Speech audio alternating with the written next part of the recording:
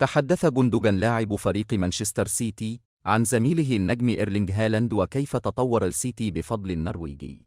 كان هالاند قد انضم إلى مانشستر سيتي قادما من بروسيا دورتموند في الصيف الماضي، وسرعان ما أشعل هالاند الدوري الإنجليزي في موسمه الأول، حيث سجل 35 هدفاً وحصل على جائزة الحذاء الذهبي 2022-23.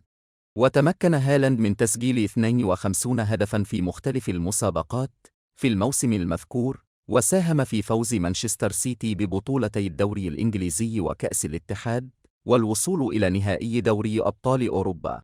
وقال جوندوجان في تصريحات نشرتها شبكة مانشستر نيوز الإنجليزية: في الوقت الحالي قد يكون أفضل مهاجم في العالم، إنه يقدم الكثير لفريقنا. وأضاف أنه يمنحنا صفة مختلفة بقوته البدنية وعقليته وسرعته وأهدافه كذلك. لم يكن لدينا مهاجم كلاسيكي في العامين الماضيين، لذلك كنا بحاجة للعب بشكل أكثر مرونة قليلا وبشكل مختلف.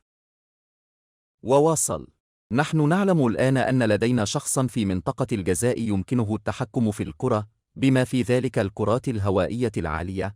إنه جيد جدا في التعامل مع رأسه ويمكنه الفوز في المعارك، ويضيف بعدا جديدا تماما إلى لعبتنا. إنه يمنحنا ديناميكية جديدة. إلى جانب ذلك فهو يجلب عقلية وشخصية رائعة. لقد ساعدنا كثيرا بالفعل. دعونا نأمل أن يتمكن أيضا من مساعدتنا في النهائي. ويلتقي مانشستر سيتي يوم السبت المقبل مع انتر ميلان في نهائي دوري أبطال أوروبا في ملعب أتاتورك في تركيا.